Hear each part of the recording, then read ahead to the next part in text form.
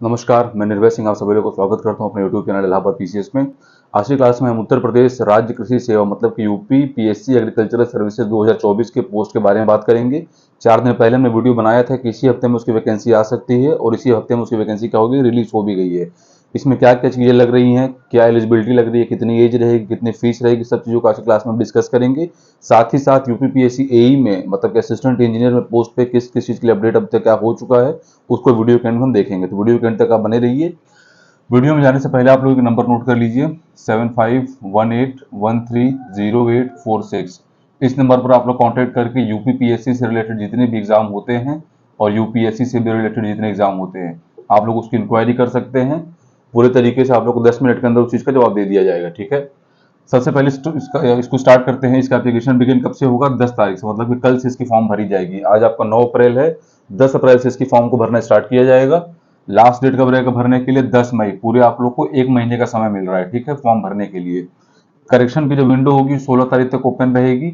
अगर आपने कोई भी फॉल्ट कर दिया है सेंटर भरने में, एड्रेस भरने में, ठीक है, या फिर अदर कोई भी रिजर्वेशन वाइज कुछ भी अगर फॉल्ट आपका हो गया है तो 16 मई तक उसकी विंडो ओपन रहेगा, तब तक आप लोग उसको करेक्शन कर सकते हैं। ठीक, प्रीलिम्स एग्जाम का डेट अभी तक डाउटेड है, लेकिन मोस्ट एक्सपेक्टेड है कि आपके अगस्त 2024 में इसका एग्जाम पड़ेगा।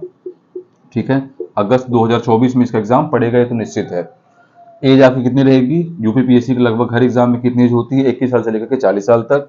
फीस इसमें जो रखी गई है जनरल ओबीसी की रखी गई है 125 रुपए, एससी एसटी की रखी गई है 65 रुपए और पीएच की रखी गई है 25 रुपए। टोटल इसमें पोस्ट कितने हैं? 268। और प्रीलिम्स के एग्जाम जब तक होगा आपका, जब तक उसका रिजल्ट आएगा तब तक जो सीट्स होंगी बढ़कर कितनी हो जाएंगे? 300 प्लस आराम से चली जाएंगी। और एलिजिबिलिटी क्या है आपके पास? बीएससी होना चाहिए इन साइंस या फिर एग्रीकल्चर। इस फॉर्म को अप्लाई करने के लिए आपके पास बीएससी इन साइंस या फिर एग्रीकल्चर होना चाहिए। फिर आगे कुछ अलग अलग पोस्ट है जिसके हिसाब से उसकी अलग अलग एलिजिबिलिटीज लगती हैं, उसको भी हम देख लेते हैं। तो देखिए पोस्ट के नेम्स क्या रखे गए हैं? डीएचओ मतलब डिस्ट्रिक्ट हॉर्टिकल्चर ऑफिसर, उसके लिए एलिजिबिलिटी क्या लग रही है?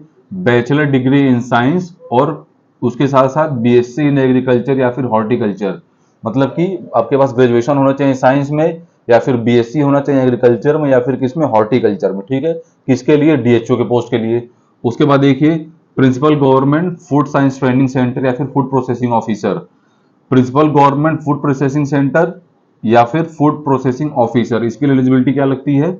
बैचलर डिग्री इन साइंस या फिर bachelor degree with chemistry and agriculture as a subject. जो लास्ट ईयर में एक सब्जेक्ट छोड़ना होता है उनमें से आपका केमिस्ट्री या फिर एग्रीकल्चर एक सब्जेक्ट होना चाहिए इसके लिए, फूड प्रोसेसिंग ऑफिसर के लिए।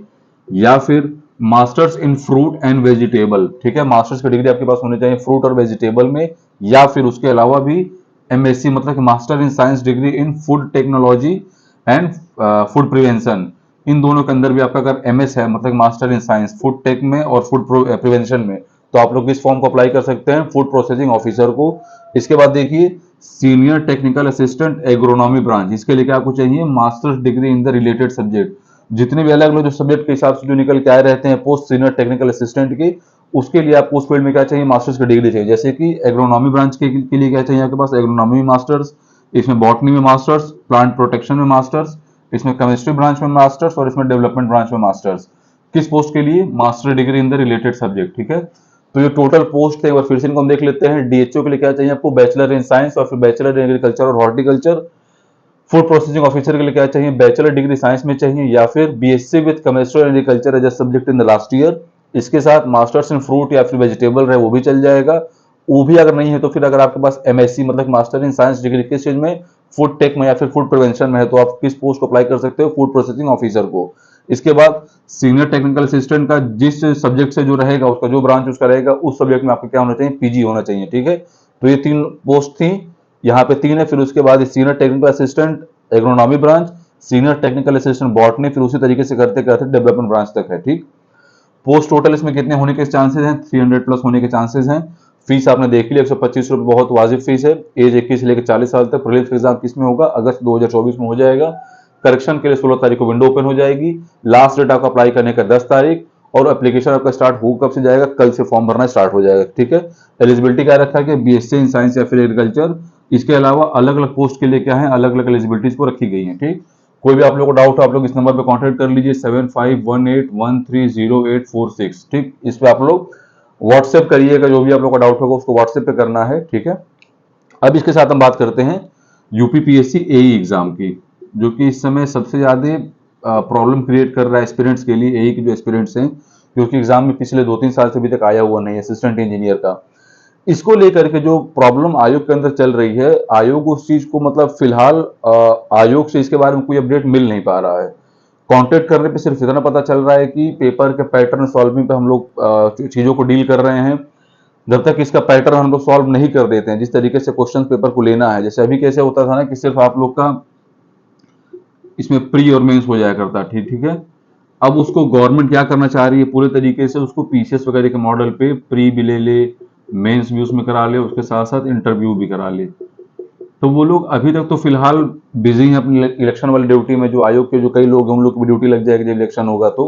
लेकिन आयोग को कम से कम एक एटलीस्ट एक नोटिस दे देना चाहिए कि हम लोग इस चीज में किस स्टेज तक हम लोग बड़े हैं, इसमें क्या क्या काम हो चुका है, ठीक। क्योंकि बच्चे इस एग्जाम को लेकर के, एई को लेकर के लगातार परेशान चल रहे हैं। बराबर कमेंट्स में मैसेज आते रहते हैं, फोन पे उसको लेकर के मैसेज आते रहते हैं कि भाई एग्जाम के बारे में क्या अपडेट मिली, एग्जाम के बारे में क्या अपडेट मिली। तो ये तो निश्चित हद तक माना जा रहा था कि अप्रैल के एंड में या फिर मई की स्टार्टिंग में वैकेंसीज की आ जाएगी। लेकिन जिस हिसाब से अभी टाइम चल रहा है, जिस हिसाब से एई के ऊपर अभी फिलहाल कोई अपडेट नहीं मिल पा रहा है, तो उसको आगे भी कुछ भी नहीं कहा जा सकता कि कब ये लोग पोस्ट को निकालते हैं, कब वो लोग पोस्ट को नहीं निकालेंगे।